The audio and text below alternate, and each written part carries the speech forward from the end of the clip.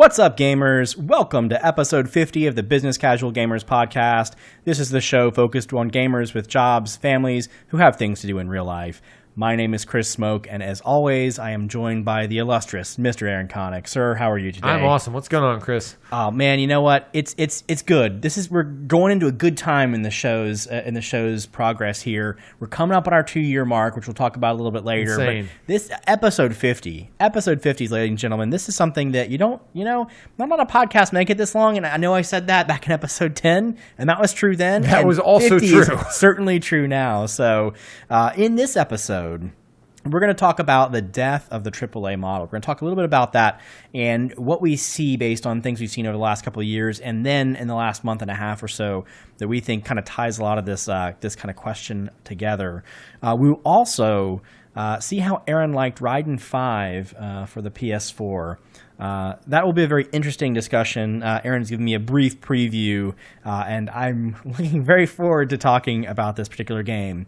Indeed. But before we get into this, ladies and gentlemen, you can always find us on our website at businesscasualgamers.com. That is the one place to find us, to touch base, find all of our stuff. Our Twitter, which is at BISCasualGamers. That is at BISCasualGamers. You can find us there. You can find our YouTube channel. If you want to go to YouTube, just search for Business Casual Gamers. You'll find us there as well.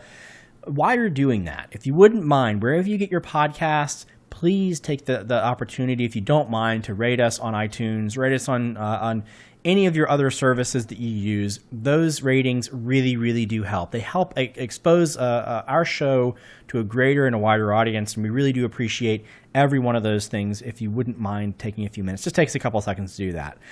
Another thing, before we get into the rest of the show here, the discussion topic, we talked last episode about a potential new show format, and this is something that we've been talking about, and we really want to get feedback from you, the listeners and the viewers, to see what you think. And what we're essentially trying to do is potentially taking the discussion topic and the game assignments that we kind of cram into one episode right now, and we split those into two. You'd still get the same amount of content. You'd still get everything in a podcast format. We'd probably spend a little bit more time on those game assignments, and we think that might be a little bit more interesting. Number one, because you can see us kind of interact with those games a little bit more on YouTube, perhaps, and we also get a little bit more of a discussion.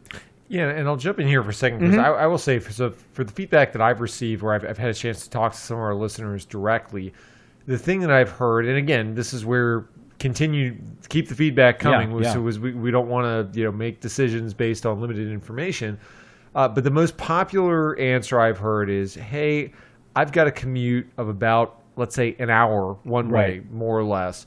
And so typically, I can cram an average show or most of an average show into a single trip. And I've said, okay, that's where they listen. That's what they like to do, warm it up when they get in the car, and then they're kind of coming to the close by the end of it. And the way we look at it is, if you look at the average podcast length, we'd always say, okay, well, now you would essentially, based on how we're kind of projecting this out, you would have our main discussion topic that would honestly fill probably most of that same block. And then what that would allow for is just more time to go into a further discussion of our game assignment and do some different things with that. So if that feedback speaks to you, or if that is your circumstance, or you just want to give us kind of variations on a theme and tell us where you're listening, or other things that might be helpful to address, we would really appreciate that feedback. I think it's helped validate some of the things that we're thinking. But again, everybody's different, and everybody's looking for something different out of the show. We want to be able to really kind of, if we go in a slightly different format, we want to be able to tailor that to as much of what you guys want as possible. Exactly. We've had this format, predominantly this format, for the last 2 years, and we really want to make sure that going into year 3 here, we, as Aaron mentioned, we try to hit the sweet spot for our listeners, what they're interested in doing. We often find ourselves, we tend to talk a lot about the topics. We think they're really good, and we end up finding ourselves, wishing we could have said more, or shortchanging certainly the assignment segment, because we just have more to say in the front end of that. So we just let us know what you think. Give us some thumbs up, thumbs down. Talk to us on Twitter. Send us emails. Whatever you'd like to do, get in touch with us. We really, really do appreciate that. And with that, Aaron, we're going to talk about our discussion topic of the show here. And really, this is one that let me set this up just for a second. We have talked about almost virtually all the aspects of this topic in kind of the periphery so far of the last 50 episodes. Now, some things that have happened more recently, I think, have brought this kind of full circle, and we think that this is this death of the AAA model we're going to talk about is really the culmination of all of that together. Aaron, why don't you set us up for us? So really, the best way I could summarize this is in the words of the great Jerry Seinfeld. What's the deal with the major game publishers, Chris? There you go. That's pretty good. That's pretty good. What does this mean? All right, I'm going to stop. He's been waiting to do that for a long time. I've had some extra time. I've been polishing this, so it really is amazing. So we were talking over the past couple of weeks. It was news was released that Visceral Games, a development studio, is being shuttered by EA. Now, to really set some context around this, because studios go away all the time. This is a developer Especially if you're owned by EA. This is true. This is a developer. They made 90 plus Metacritic rated games, right? Which is, we can all say that there's great inflation or not, whatever. But 90 plus, it's still fairly rare to get that consistently for a franchise. And this is also not just a critically acclaimed franchise, but this sold multiple millions. We saw a figure that was roughly, let's say, 5 million copies to date. Right. And there was a time in gaming history where if you had 1 million attached to the count of copies, it was insane. And it would have been the cause for an endless stream of sequels and spinoffs. I mean, you think the original Final Fantasy in Japan that literally saved the company did not sell 1 million copies.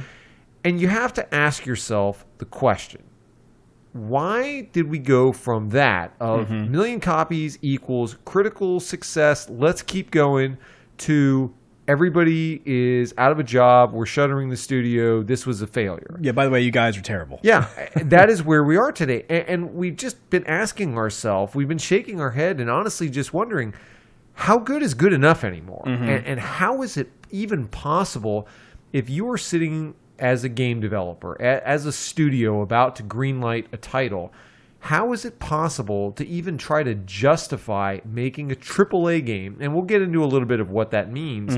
How is it even possible to justify that in today's market? It really is something that this is a trend that it isn't brand new. As you said, EA is certainly, they've certainly canned things for doing far better and worse that they just said, hey, we don't see a future in this.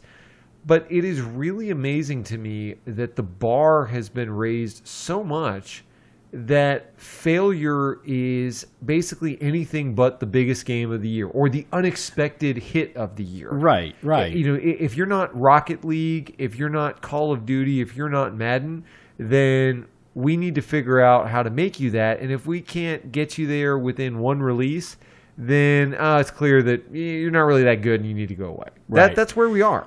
Yeah, and it's interesting. We've talked a number of episodes back about, well, obviously, we'll say we do have a preference, or I do have a preference for indie developers and how we've talked about why that is. But it's really not. It's not the question of. I think we're not talking in this particular context about creativity in games, or uniqueness in games, or necessarily their length as a fundamental practice. We're talking about. How think about movie industry. Years ago, a couple $1 million might be what it costs to make a movie. Yeah. Now we've seen, it has skyrocketed over the last 30 or so years. Gaming is having a very similar kind of a transition where, your point, years ago, selling 1 million copies was out of this world. You were super happy. The game might have taken maybe $1 million, couple million, $5 million to make or whatever. Now, development budgets for these games are so insanely high that even if you do sell, to your point, if you sell 5 million copies and your game turns out to be a flop, there is some sort of really weird thing going on there, right? It shouldn't happen. And I think that as we get into this discussion here, we're going to touch on a couple of issues, and actually, it's an extremely complex discussion topic, really, because even as we were kind of talking about putting together the notes for this particular episode, there were 15, 20 some odd little pieces that we kind of came up with that are impactful components to the overall story. We'll only hit on a handful of them because we don't we want to try and keep the length somewhat within reason. But we will hit on the high points as to why this stuff is kind of how we got where we are today. Yeah, and one of the things I want to go back to some of the founding of the gaming hobby, if you will. I mean, we've touched on it in other episodes, where if you would read the credits to your typical video game, you had a small team. You had probably less than 10 people that did everything for the game.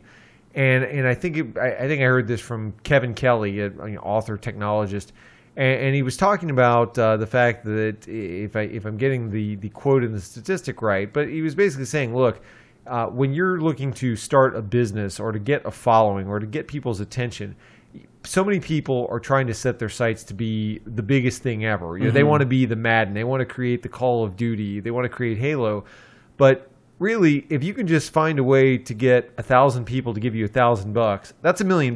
Yeah, and that can fund a small team, that can keep a project going, that can fund your next game, and that used to be how essentially the video game world worked. Is you weren't aiming for the stars, you were just trying to find a niche, and really now granted you weren't charging $1,000. But you were trying to just get enough people to give you a shot and say, hey, I really think this is a cool game. Tell one other friend that likes this that might be interested. And that was enough to sustain not just a franchise, but honestly entire genres that for years, we talked about working designs. We talked about our special editions. Yeah. Working designs, I don't think there was a game they published that sold 1 million copies. For numbers I saw, when you look at Lunar and things like that, but they kept those publications of that high quality going for years. I mean, they published how many Sega Saturn games that I'll guarantee you there probably wasn't a Saturn game that broke 1 million copies. Absolutely right. I mean, and you're right. And I think, well, maybe that's what Working Designs is a really interesting perspective to have there because, it did kind of go under. But it was a good run. It was a really good run. And we're really hope that Victor Ireland brings something back at some point. So Working Designs has a resurgence. We'll see. But anyway, yeah, I think the real interesting part about this is a couple of things we want to talk about really when it comes to the business aspect of this particular topic. I think the way that we have traditionally had games, or I guess we'd traditionally gone through business of selling games, was this kind of what we had kind of termed as the big splash, right? Yeah. So you go out to a publisher, you sign a deal, you get some amount of money, $10 million or whatever it might be, $5 million, in some cases more, and you create this on that money. You create this game, and you hope to make this big splash of money. So. And, we've talked about it before. A lot of games today in the AAA realm may take 3, 4, 5, or in Final Fantasy 15's case, 37 years to actually create.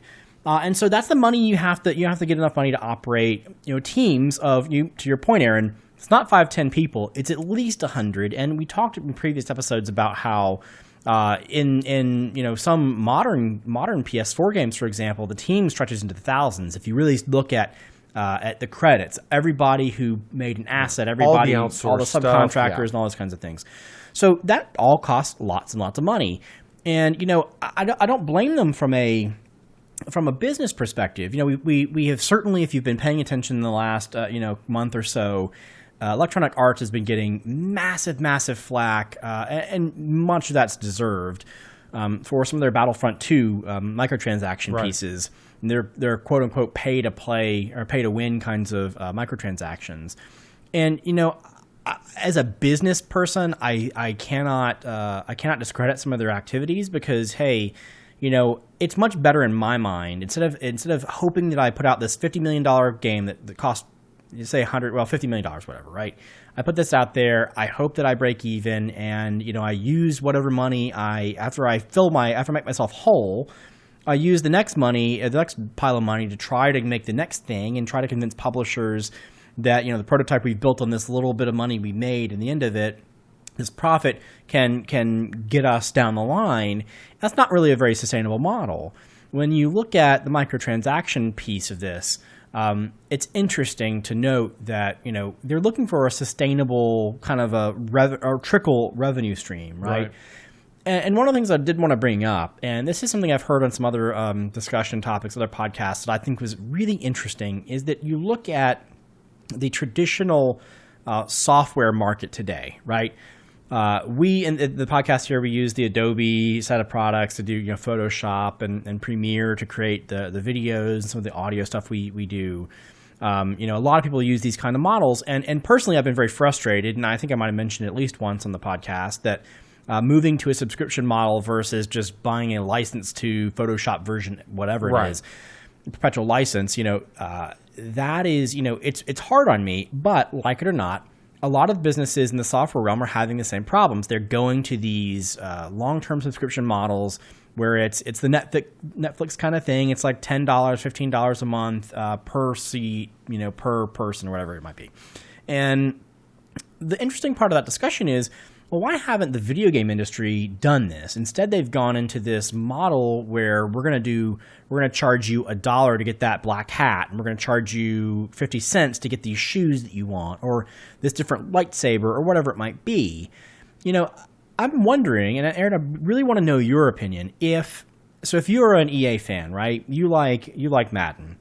And instead of paying, $60, which we'll talk about this in a little while, but instead of paying $60 every year to get your new Madden fix, and they said, what if they said, okay, Aaron, you're a great Madden fan. We're going to charge you $10 a month, so $120 a year, and you're going to get the Madden subscription. So you're guaranteed to get all the latest add-ons, all the latest live updates to stats, all the new games. Every year we're going to put out a new game. You're just going to get it downloaded, deployed to your system automatically. And that's part of your subscription process.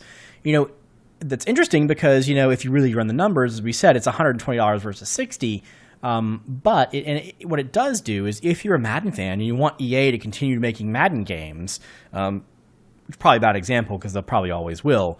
But if you want that to happen, you can choose to pay more to support the developers you want, and you're kind of guaranteed to just be, the door's open. You get everything you need. Yeah, I think it's funny because they've been trying to do this season pass type model, but the reality is, I think some people would say, well, wait a minute, they're already doing that. But I would say they're still releasing boxed copies that I don't want to say they're completely starting over. I mean, obviously they have a base product that they're building on, but even though I don't personally play Madden every year, I hear this from so many fans where you'd say, okay, this year all of the graphics or the receivers, that they work better, the AI around that works better. But why'd they screw up the offensive line relative to last year? Like you always hear it's 2 steps forward, 1 step back. And so much of this is because when they start to iterate the next version, they have to hit that next holiday release cycle. Right. And they know if it's getting added in this time period, and we got to box it and we got to ship it by this date. And they're on this kind of calendar that locks them in terms of what they can do. But the problem is you don't in any given year have a really stable version of the game that people love because you're constantly trying to tinker with things technically. Sometimes you're moving to new systems more frequently. And as we start to get into this more stable environment, I just wonder, have things gotten good enough to where why don't you just focus on delivering the best Madden and figure out, okay, what do the fans want? What features are they using? What can we do around fantasy football drafts? What are people, lots of people are doing that. They've added some functionality around that, but what do our fans want that could make that better? They never, because you're starting over and you don't have that steady revenue stream, to just say, okay, these people, as long as we keep giving them a reason to come back, we're already getting money every month. Instead of, well, Chris, we got to create the splashy back of the box feature to get them to buy a box copy of the same crap they bought from us last year. Yeah, I look at that model and I just say, it forces people to design by bullet points and design by individual feature rather than just say, maybe it's going to take us 2 years to figure this out, but people are paying us in the meantime, and we have time to figure this out. As long as we're giving them the best football experience out there, granted, they have the license in this case. Right. But the reality is, I think most people would say, I've been playing this game for a decade, 2 console generations worth. I know what I want out of the game, and if there's enough critical mass behind it, I think that as a company, EA could certainly look at that and say, okay, all we're going to focus on is expanding the player base, and you get as many people plugged into this subscription so that there's more online play, there's more people to do fantasy drafts with, there's more people to do leagues with, whatever the case may be.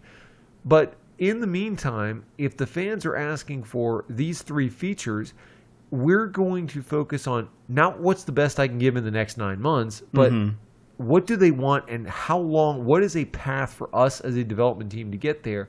Take timetable out of it and just say, they're already paying us. Don't worry about the timetable. What is it going to take to give them the best experience? And Chris, I think we both know, even though we're not in the room with the developers as they're going through this, that mindset of we have to sell the next copy, the next license, not the next subscription, is always around how do we get them to throw away the last model and pretend like, oh, how did I ever live without this new model? And that's not where we are as a culture. We're about, like you said, you pointed out some other great examples.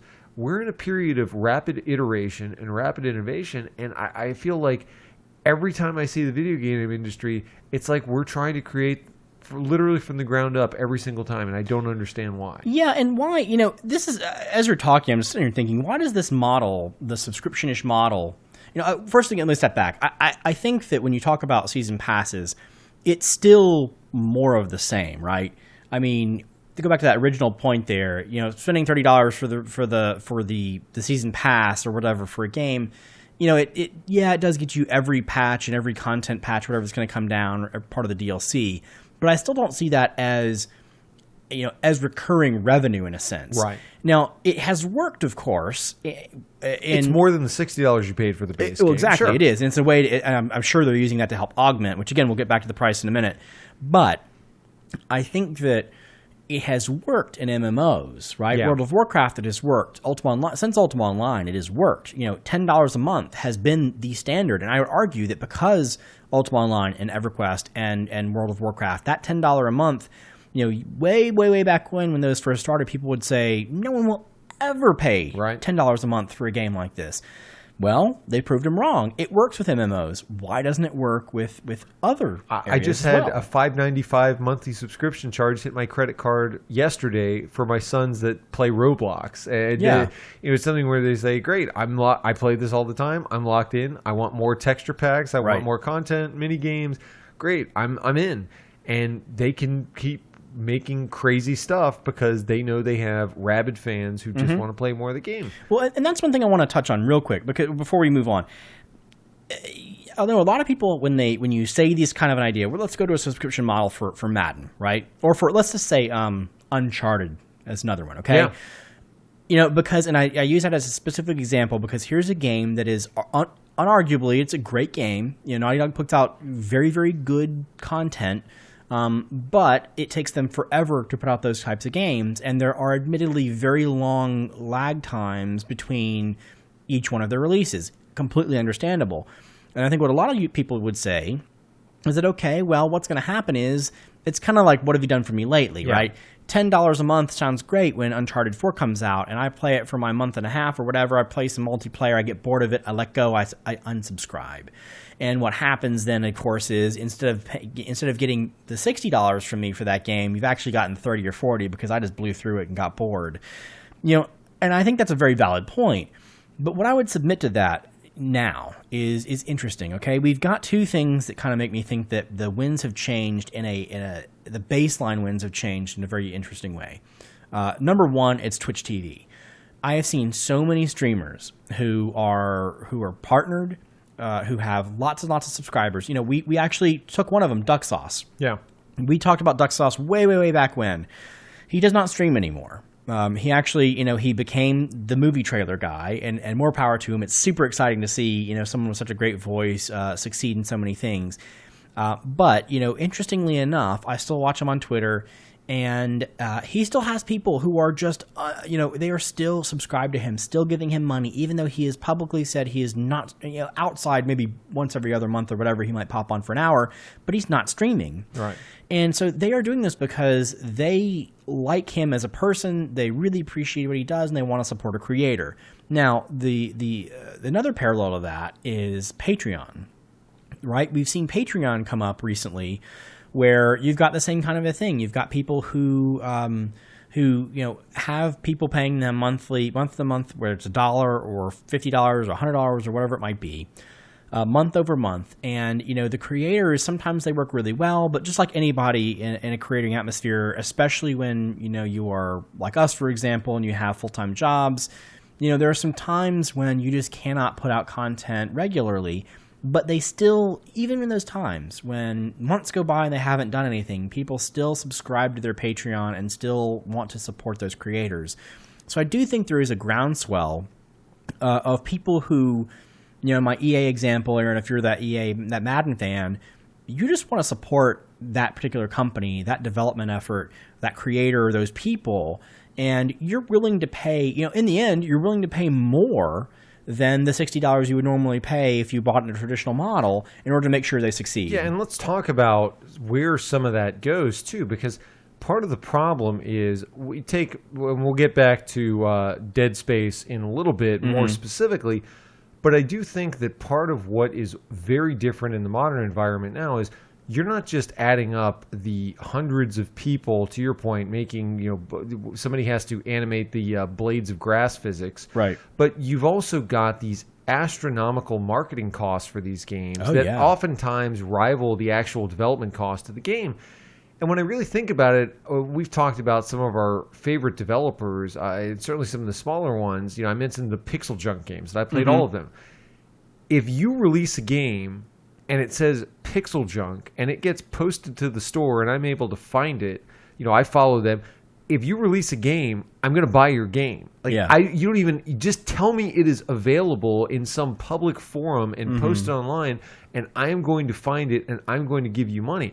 You don't even need to tell me what it's about. Literally, we had Pixel Junk 4 AM where I had the PlayStation Move that I do not even own that I realized I need to play the game, and I honestly didn't even feel bad about giving. I said, "Great, I'm glad I funded their next. I hope I funded their next game," and so I look at it and I just say, if you bring the good stuff and you start to develop a following and people know that you have a history for quality.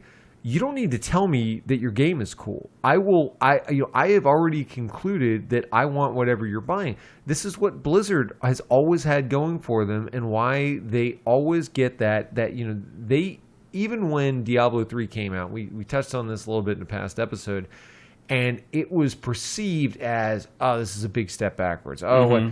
People knew that this was a company that ultimately was in it for the long haul. They would take the time to get it right because they'd done it so long. They just said, we're not going to release it unless we feel it's done. And even though they lost some goodwill with the auction house and other things, the reality is when they started changing things, they got the benefit of the doubt because they had a history of quality, and people said as they started making changes, okay, I think they're listening. I think they're going in the right direction with this.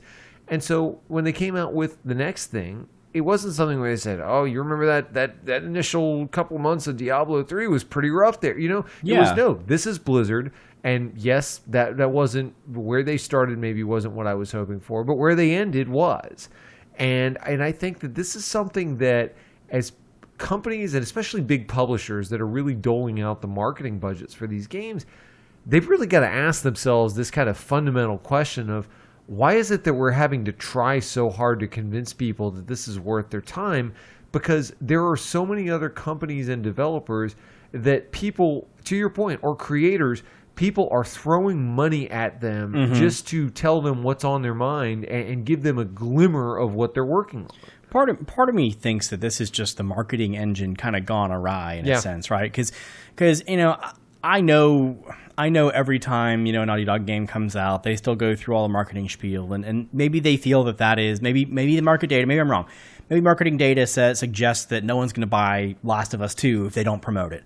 But I happen to feel like in the age of social media and Reddit and everywhere else, like Twitch especially, we've talked about that influence, all of those, and YouTube of course, all of those factors, those kind of acceleration factors that we experience in the market here, you're gonna see good games like this pop up, rise up to the top immediately, and you don't even need to spend the dollar or even a dime to actually market that. And to your point, Aaron, if a $50 million marketing, campaign for a game will lead something like a Dead Space to be considered to be a failure, then, the real failure there is not the development team, and it's not the fact that, it's really tied back to other decisions that are made as far as wise budgetary spending in that case. But Dead Space is a great example. So, Chris, did you play the original Dead Space? I did. Okay, so I played Dead Space, loved it. I mean, again, people on the show know that both of us have been big Resident Evil fans, and that was a game where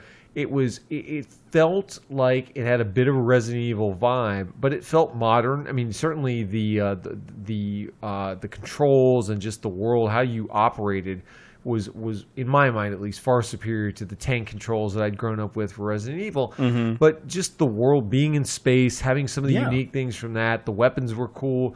It was something that I walked away from really enjoying and saying, wow, this was really different, and I had a great time with it.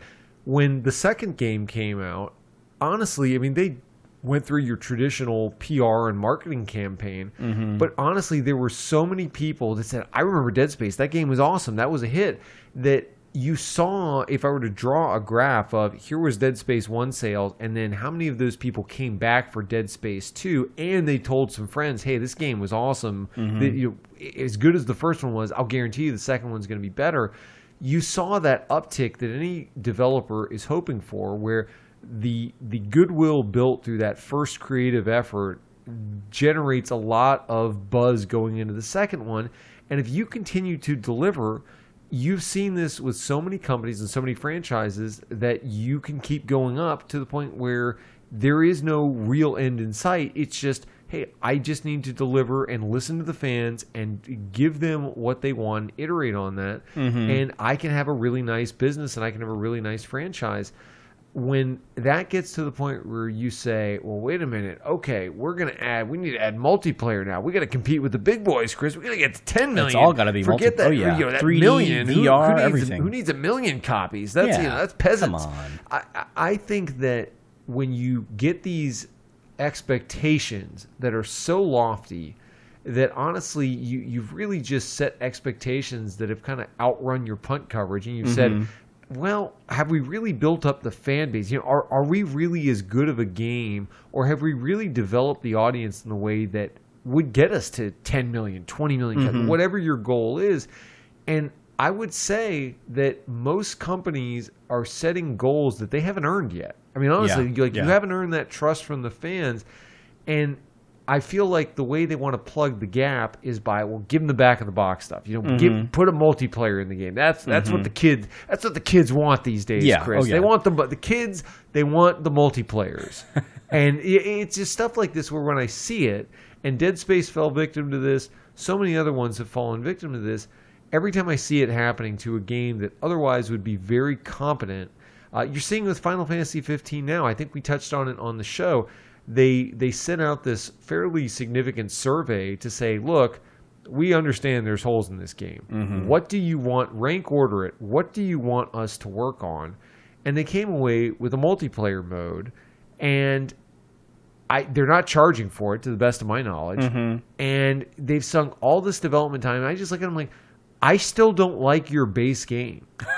I still don't think you have. I mean, you have not sold me a completed game. Why are you even bothering? Why don't you salvage the game that you made, and then you can, you're still charging $30, $40 for this game. Why don't you go the Diablo 3 route and say, okay, we hear you. There's plot holes here, here, and here. We're going to work on patching that. And we think if we solve those things and we just honestly fill the story gaps alone and polish some of the bugs, we think there's another 2 to 3 million players that read a review that said this was incomplete that we think we could get a second chance with if we communicate with our fans well. I think that is not an unrealistic expectation. I mean, you look at Final Fantasy XIV, the online game. They had to completely hit the reset button on the game, but it worked. And I feel like companies are somewhat losing their way and misidentifying the problem in terms of how they're going to approach those sales goals. Yeah, and that's true. And I one of the things that is tied to a lot of this, and I think some people might say that it is the preeminent real issue here, is that kind of a price stagnation thing that we've kind of hinted on multiple times here. And and I get it, right? In the case of a big company, especially large public companies, you have to grow year over year. You have to continue, raise revenue, raise profits. I get it. Make the shareholders happy. And reality is, what we've come up with, what we've been describing thus far, by way of microtransactions and things like that, are being negatively perceived by the audience. One of the things that has become a big question among a lot of people talking about this subject is that price stagnation piece. It's the fact that a game right now costs $60. Well, you think back into the early 90s, and what did a game cost? It cost maybe $50, and eventually in the mid 90s it kind of became $60. Oh. And this is really something that we've only seen in the United States. You've seen some sort of price escalation across the globe, minus the U.S. or maybe North America, and I just don't understand why it's there. Now, I still remember, Aaron, you remember, when we first got games like Final Fantasy, Final Fantasy 3, or 6, I'm sorry, in Japan, it's interesting because that game was like $80 or $100 when I first bought it. $85 when I paid for like it. That. Yep. It was absolutely crazy, but it was worth every penny. Oh, absolutely, right? Absolutely worth every penny. You've bought that game multiple times over the course. I've bought 4 or 5 versions of that game, or some of the other Final Fantasy. Yeah, and so there's my point. Like back in the 90s, it was like $90 for a really, really good game or whatever. It was $50 for a average game, and let's face it, in the early 90s, a lot of those games were absolutely terrible. Sure. Now, should we be paying $50, $60 for these games? And in fact, one of the things that I like about the fall season, going into like November and December, is that games that were $60 almost always will end up at like $25 or $30. Yeah. I bought Dishonored, like we talked last year, but the entire Dishonored thing, 1 and 2. In fact, I think I bought one twice, one for PC and one for PS4. And I paid pennies for those games just because it's the way it comes about. And Dishonored 2 is brand new. It came out in like November of last year. So, they're heavily discounting these games. The price, we've experienced quite a bit of inflation over the last 15, 20 years. And yet the price is still $60. Aaron, here's the question. I probably know Persona is probably the absolutely worst example to use. But, if Persona came out, or if they came out with Persona, the next one, or Fire Emblem, whatever game that you really like, and they said, okay, Aaron, you know what? Not a collector's edition or anything. We're a public company. Quite frankly, it takes a lot of money to make these games, and, we just need to be able to make ends meet to make sure we continue selling games. The next Fire Emblem is going to be $135. Would you buy it? Easy. I will tell you, so when Fire Emblem Radiant Dawn, my favorite one of all time, I literally was sitting not wanting a Wii when it was announced. It didn't really speak to me from a design philosophy, but I knew that the Fire Emblem game was coming out, and I knew that I could play Fire Emblem 9 for the GameCube using the backwards compatibility. I literally bought the $500 launch day edition. Just you had to buy the bundle. Got to buy the bundle if you want to take it away launch day. And so I spent $500 just to pay the tax for the privilege of being able to play a backwards compatible game. Now, yes, I could have gotten a GameCube, but again, I knew that the next one was coming out, so I said, what's the point in buying a GameCube where I can just own this and get both games? And if I never played another game for the Wii, I would have been perfectly fine with that. And honestly, the same thing is about to happen with the Switch. They're coming out with another Fire Emblem game. I have no idea what I want to play other than maybe Mario for the Switch. There's probably nothing else I really want. You want to play Zelda? No, I don't. You know where I am on Zelda. Podcast is over, ladies and gentlemen. This is over. We're just ending it here. To episode 50, and we're wrapping this up. It's over. On-screen tension. I've been jilted too many times. Oh my gosh! But such a good game.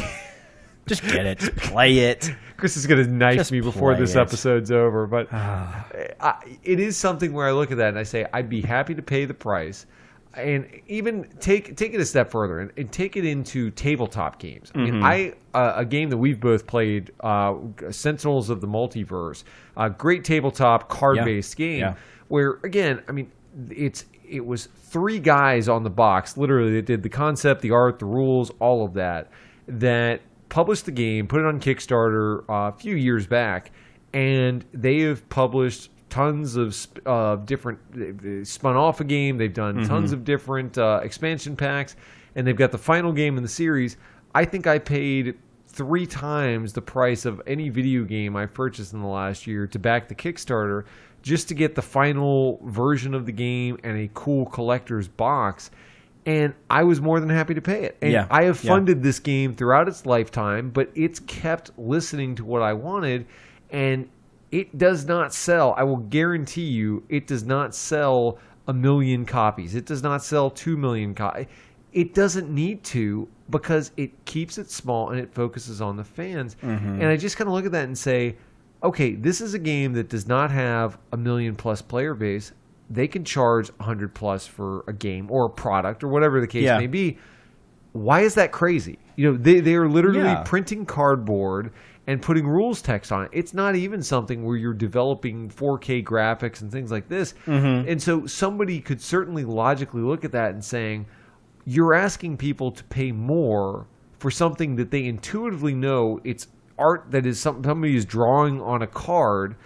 How can this cost more than this, right? Somebody could logically ask that question, yet those rules don't actually apply. That is not actually how it works. Yet we have convinced ourselves in video games that no, you can't charge more than that. You can charge less than that. Now, Chris, I want to make this point with an example. And Chris, I'm gonna shame you slightly and make you hold it up on screen. So, Chris, break out that cellophane copy you're not gonna make me do this. of everybody's favorite Activision Blizzard game. All right, so we've got, for those of you listening, we've got a shiny, glossy, because it hasn't been played yet, version of Destiny 2. Now, you heard, I can't remember the episode number, but we talked about Destiny 2 being a game where we said, you know what, we sat out from Destiny 1, but I think they're going to figure this one out. I have not seen more pissed off fans for a game over the past couple of months than I have for Destiny 2. I mean, it is becoming like the Sonic the Hedgehog level of jilted brides that were left at the altar. You have to. It's unreal. Or you have to discard the Reddit hate for Battlefront 2. That's pretty bad too. Right. But I get your point. Now I go back to, Chris, I know you've listened to Giant Bomb in the past as well, Giant Bombcast. And I remember Jeff Gerstmann had a phenomenal summary when they went through a Game of the Year discussion when Destiny first came out. And I was honestly listening to it because I wanted to get their take on it. I knew they'd put a lot of time into it. And I remember him saying very eloquently, this should have been the Game of the Year. No, just bar none. They had all this money. They had all this experience from making Halo. They had all the support that any major publisher, console manufacturer, like anybody would have done whatever it took to make this game what it needed to be and what fans expected. And it just wasn't. And ultimately, I think a lot of people grossly exaggerate. Oh, it ended up being the Diablo 3 where it got it all right. I don't think it quite rebounded that far, but from people that I talk to that I trust, I think people say it wasn't perfect by the end, but ultimately I had fun putting a lot of hours into that game, and I felt like it was a game worthy of my time by the end of it, and I'm glad I stuck with it. People going into Destiny 2 who came from Destiny 1 had every expectation to say, okay, you finally got to the promised land and you got a game that people thought was fun. All you have to do, you had one job. You just had to make it a little bit better than the last one and pick up where you left off. And every single review of this game that I have read, and I read in preparation for this show a lot of the Amazon reviews, Reddit, all the discussions, and everybody, honestly, not even in kind of like pissed off internet fan way, honestly just saying, look, I came to this as a fan. This is what I wanted. This is what I assumed that they would work on. And these areas that were important to me, they ruined them. And the PvP balance is all off. And just very honestly measured comments saying, I'm just not having fun in this game anymore. I actually was talking to a friend who does not himself play games, but he has a teenage son that plays, and he was on the Destiny 2 bandwagon, and I was kind of asking, like, oh, how's this going? And they've moved on to a different game. And I said, it was kind of one of those, like, this was a couple weeks ago, and I said, really? That's what prompted me to start looking into this, because I was honestly shocked. This was supposed to be people's main game for a year plus, at least. And instead, now they're hawking games on Black Friday for $25 because they made a pile of crap. Yeah, and I just kind of look at it like, I have not played the game. I stayed away from it because I read the reviews, and I said, well, okay, well, if you can even make a game as good as the first, and you couldn't convince me to buy that one, I'm certainly not going to buy this one. I'll wait until people say it's fixed. But that is a bit of a shock that a company that has this much cumulative experience making the same game can get so far ahead of itself that they can't even deliver the AAA game anymore. Yeah, it's hard. I definitely feel bad buying this game. I had some friends that wait played till we it talk about my game assignment. Oh my Chris. gosh! Okay. I will show you what sadness looks like. Great! Oh, you're ruining all of the suspense. Anyway, no, I get it.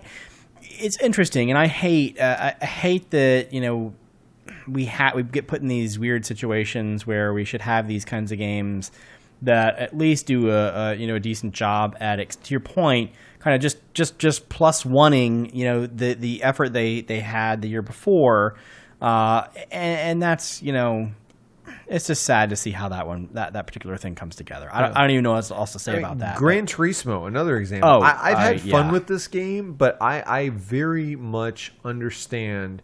I kind of came into this as I like to occasionally play racing games. This game's really pretty. I just kind of like to play an hour here or there every now and then. So I'm not as much of a discerning fan, admittedly. But I totally, having played other games, I get all the complaints saying you strip the single player component to next to nothing. Yeah. This is basically an online game, and all the stuff that made me come to this franchise to begin with, you've been building this game for this long, and you had Gran Turismo 6 that had like tons more cars. They had the single player. They had all this stuff.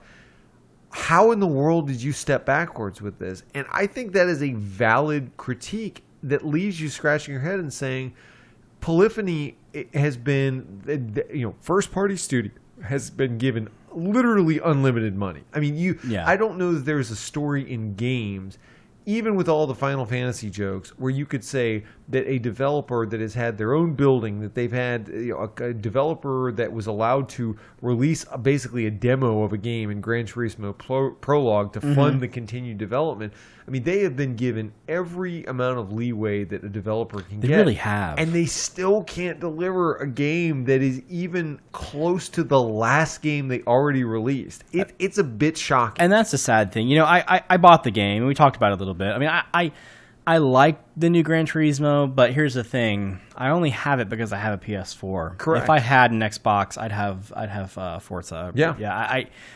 And it's sad. And I was, back in the day, I bought the first Gran Turismo, I bought the second one, and I loved it. They were brutal games to get perfect, but they were exceptional at what they did.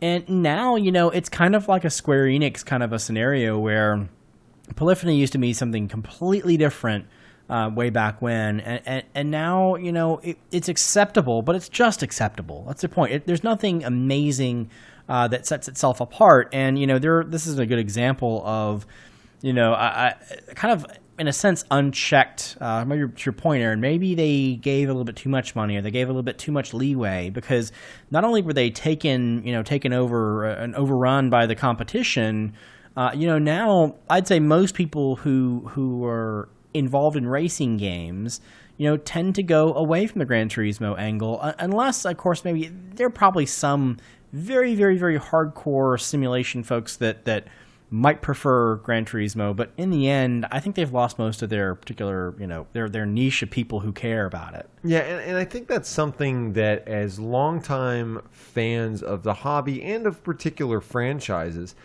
it's something where I know so many people in the hobby are complaining about the sequel culture right now. And that's, I think, a fair criticism. Talked about it. Yeah. We've talked about it a lot.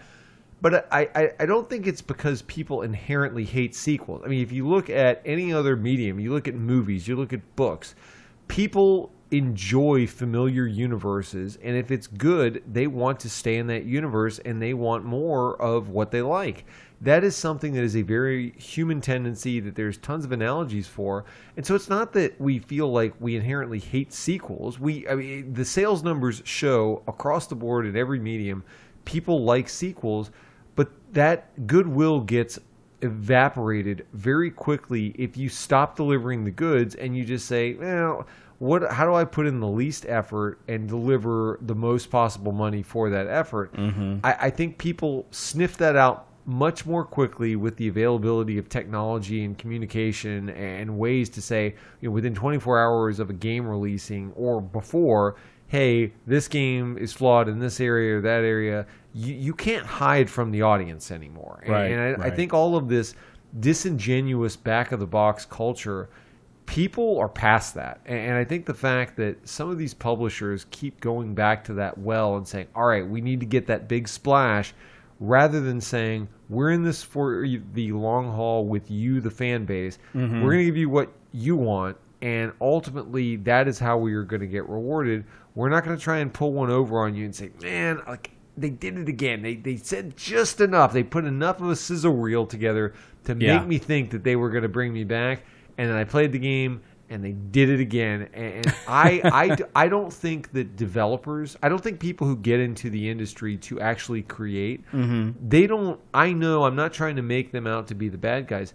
I know they get into this because of their passion for the hobby as well, and their desire to create something memorable, like some of the games we talked about.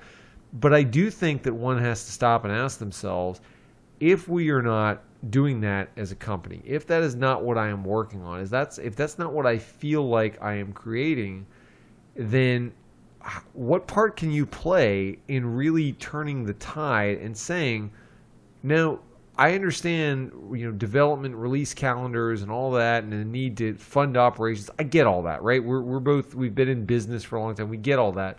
But there does become a point where you've got to hold the art above the making a release date and say, we are going to do the right thing by our audience. And instead of buying, driving a game into the ground where we have to sell it for $25, no, we're going to do what Nintendo does. Arguably, we're going to say, no, we're going to make something that is of such high quality that 5 years from now, it's still you're still charging $60 for the game, because people know, if I want to play this, this is the only place I can get it, and there's nothing like it. And I think that is something that, I hope as we've talked through this topic, there are some actionable topics that if anybody's listening who is in a position to both create or publish or whatnot, that this is maybe a wake-up call, but honestly maybe just some constructive solutions of where you can go from here. Yeah, and I think that's a good point to kind of end on here. So the question of whether AAA is really dead I think it's still yet to be determined, but I do think that, based on all the things we're talking about here, the writing is on the wall. Something does have to budge. Yeah. Right? And you see it budging in many ways with Electronic Arts. We've beaten up on them a good bit this episode, not intentionally, but just because they are such a prominent company in the space and a prominent figure, and they've been in the news recently. And so, I think that it has to move. Now, what I will say, though, is I don't think AAA, I do think it has, it's not lost, really. It does have a little bit of a future. Ninja Theory actually just released Hellblade recently. And that's, interesting because it is by all accounts, a AAA title. In its look, its feel, its quality. It's relatively short and like under 10 hours, I think. But it is, by all accounts, and even, it's one of their marketing campaigns. They don't really widely market it, but it's one of their kind of things they said to self-describe that game is, this is really kind of an indie AAA, and in that there's a small focused team with minimal resources developing a game that can stand up next to a Naughty Dog game and not be embarrassed. And we've talked a little bit about how it's not really about the graphics or anything like that, but I do have to think and have to say that at some point in the process, we're going to find whether it's increasing the price whether it's changing to a subscription model, whether it's some sort of hybrid thing that we get, where instead of developers focusing on trying to, through marketing and everything else, win, the core fans, like the errands that are always going to buy that next Fire Emblem game, period. I think a lot of them are focusing on trying to capture people who've never seen the game or who are kind of on the fence, and maybe that advertisement they see or that review they see is going to push them over the edge. And instead of that, I think we're eventually going to get to a point where the focus instead, is we're gonna kind of reduce the chance that we're gonna get that offhand person to come into this game and buy it, but instead we're going to increase value and shift that value in the form of admittedly more expensive products to our core base group of people. And in doing so, I think you get a lot out of it. I think you get people who are willing to pay more. They're willing to invest in your future, whether you're getting something out of them, they're getting something out of you right now or in the hopes of the future. And all in all, I think that will help potentially shift that model if and when we do go that way. But that's a great topic. I think we had a lot of conversations. We a lot of good points there. Love to hear what the audience has to say about that one. Absolutely. And please let us know, because there's so many factors we think are involved, and I know we're missing a couple pieces there as well. But like I said, we try to hit the high points. And with that, Aaron, let's move on to our next segment here, our game assignments. Sounds like you had an amazing time with your game. I spoiled it too soon. Yeah, it's okay. Well, Chris, you hate everything, so much like we talked about the death of the AAA title, this review is probably best summarized as the death of my $33 because I think I would have had more fun setting it on fire and just watching it burn. Wow. I will say, so Raiden V, I was fairly new. I think I may have played one of the Raiden games in the past, but what I'm not new to is the side-scrolling shooter. I mean, I have played a ton of them. We have assigned them on this show before. We actually, at our YouTube channel, if you search for Business Casual Gamers, you could actually find a competent game in the genre in Cine Mora EX. Hopefully you can check out that the BC Plays. That was a lot of fun, and I think that I came into this game, honestly, I think Cine Mora was the first one that I saw in terms of one of these kind of old genre, but getting the current gen remake, getting all that extra polish, recognizing, okay, if we're going to release a game that is probably 2 generations old in terms of genre, we better make it good. And so it was something that when they kind of had the guts to release this and say, okay, look, we recognize, but we are going to make this pretty. We're going to make it PS Pro compatible. We're going to do all these things to not just give you another shooter with some new levels, but really kind of take advantage of the current generation in a way that it doesn't change the genre necessarily, but it makes it the best of the genre. And so I was very excited. I mean, even for a value price, I would have paid whatever, but I think that I was, okay, I'll give this a shot, even though it's a new franchise. Now, I think, honestly, within the first 5 minutes of playing this game, I knew we had a problem. Honestly, it took me that little time. Now, one of the things, Chris, now this is, I don't want to call it a bullet hell game because I don't really think it's like Mushihime-sama, but I think that it's certainly got elements and it's trending in that direction. Let's say I think most in the genre kind of are, but it really committed a cardinal sin that I honestly was just shaking my head and saying, I can't believe they didn't think of this. So, Chris, the biggest thing is when you shoot enemies and you destroy enemies, they spew out a screen full of medals. Now, Chris, the medals don't do anything. I mean, maybe they give you, I don't know if it gives you like an extra life after so many, like the old school NES days or something. I did not see any discernible immediate gameplay value to the medals. But let me tell you what they definitely did. They definitely visually distract you that when you were having a literal rain of medals spammed out and spewing all over the screen, I can't see those from the bullets that the enemies are shooting that kill me. And I'm just sitting there saying, how did they not think of this? I literally... Playtesting. it was the first enemy I killed where I just looked at it and said, wait a minute. Wait, what? What does this setting metal off give or something? me? Yeah. And I didn't even play it at the hardest difficulty level. I cannot imagine how chaotic this game gets if you want to, even if you just like the game on an easier difficulty level and you get used to it. When you start filling up the screen with that much stuff, there is just no way to visually keep track of what's going on. And Chris, you have played Mushihime-sama. Oh, yeah. You've played Ikaruga. You've played all of these games. All the cave shooters. Mm-hmm. You need to be focused. There is a lot going on, as is. Anybody who has played these games know that you have really got to be tuned in because you have got to navigate these complicated patterns. Mm-hmm.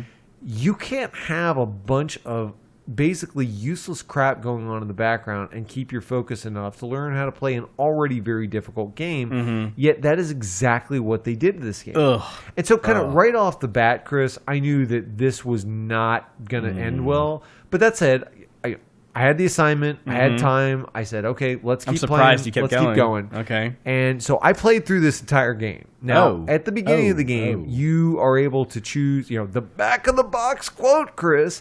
You've got 3 different ships and different weapons. 3 ships? Now, Chris, the ships were basically which one can take slightly more damage than the other one, which one's faster, and then what's the in-between. So, no imagination. They pretty much look the same. It's like palette-swapped ships. Oh, man. All of them can equip the same weapons. So at first I said, okay, well, by choosing, let's say, the ship that can take more damage, maybe they went like UN Squadron style and said, okay, well, this ship can only equip these weapons. And so even if it doesn't feel like the ship design or the graphics are that much different, maybe the use of varied weapons and sub-weapons is going to be the way they differentiate. You can just pick the same 9 weapons. No different. Great. Now, Chris, the weapons are so you basically have 3 different sub-weapons that you can get power-ups. So you can't really move them on the fly, but it's easy enough to find power-ups to let you switch at different times. And it became very obvious which are the best sub-weapons. It's so obvious that I would just sit down with somebody if they played it and said, pick this one, this one, this one. Like, don't even look at the other ones. Yeah. And so right there, all the customization that's on the back of the box is just thrown out the window and doesn't matter. Which apparently is what Destiny is facing with overpowered endgame weapons. Apparently so. So once you get through all that, you say, I can't see what's going on, and the weapons that I use to kill the enemies aren't all that interesting and become monotonous. Well then, Chris, I get to the actual gameplay screen, the real estate on the screen. They have a bottom to top or top down side shooter, and they pretty much just letterbox the game and cut. I don't know what percentage of the screen real estate, but it's probably a good 40% of the screen. What is taken up by these 2 letterboxed side menus that present you an endless string of useless information. And when I'm talking useless, I am talking legitimately. I don't even know what I'm looking at. Just take it off the screen and put a black box. Grass is green. I would have preferred the less visual distraction of a clean black letterbox than I would any of the crap they put on the screen. It was shocking. They also, Chris, have the worst story. Another back of the box feature was that they had fully voiced dialogue. I'm going to give you the Sunday. I'm going to give you that voice the rest of this thing. Dialogue. Because this is how they sold this pile of garbage to me, Chris. They had this dialogue. Luckily, it was skippable, so I did appreciate it. Okay, that's good. But they've got literal Star Fox 1 caliber dialogue. Use barrel. No. They've got Slippy and Peppy going toe-to-toe throughout this entire... It may as well have been that bad, except they were speaking by the way. I appreciate it. I've been practicing Slippy for a long time. But I will say that this was...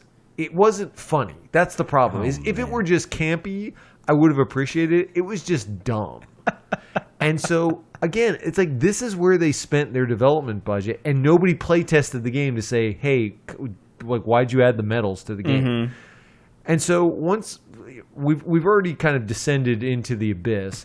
But then we get to the first boss, Chris. Uh-huh. And it is just so generic. I mean, it is like, I think this is going to be like, we need to put this in our swag, or on our BCG swag site. I think that we just need to say, we coined the term, it's like a Wild Arms boss, because it's the most, we talked about it with Wild Arms. We talked about it with I Am Setsuna. It's just like the most generic Monstar boss of just, hey, let's put this, like, okay, it's a shooter game. Let's put a tank and let's give him some different turrets and make that the boss.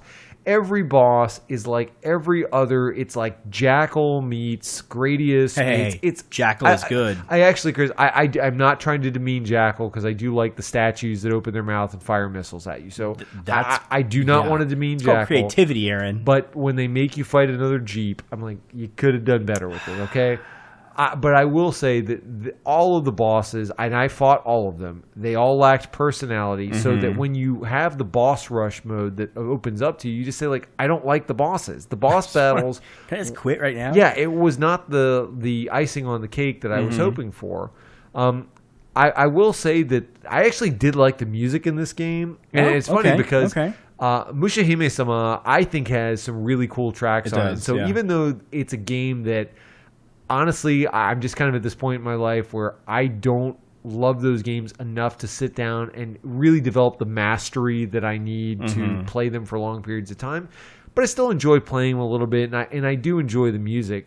But unfortunately, the slippy and peppy dialogue was enough to drown out whatever good music I was listening to. Oh, wow. It was not fun. I did not enjoy my time. Luckily I have enough other games to play where I kind of got that out of my system, and I kind of had the sorbet of something else to put in the PS4 to cleanse the palate. I will say though, and I don't like to harp on price, but they released this for $40, and I paid, with Amazon Prime I paid like $33, let's say. Sine Mora was released for $20 within the same month. Yeah. Sine Mora is a significantly better game. It is not even close. And I can't help but think that either buying that, or honestly just going on to PSN and buying like Raiden 2, 3, whatever on the PSN for $5 or $10 or whatever it is, that is a way better way to go if you want to play something in the genre, is just to take the $40 or $30 or whatever you would have spent and give it to charity. Yeah, set it on fire, give it to charity, whatever. Yeah, whatever. But buy 2, 3, 4 games on PSN, or buy Sine Mora in a couple of these games. I think you are going to get a lot more enjoyment out of even just playing a few hours of those than you ever would from buying this game. Now, Chris, I say that, but what I also need our listeners, I need you to do me a solid and somehow convince Amazon to accept a trade-in on this pile of garbage. Because I knew I was in trouble, Chris, when I couldn't even trade the game in. I am certain this thing is not selling. Maybe I need to go on a 5-star. Maybe you don't need to review the podcast. Maybe you need to review Raiden 5 so I can sell this pile of crap to a poor victim who doesn't know any better. Still review the podcast. Review the podcast as well.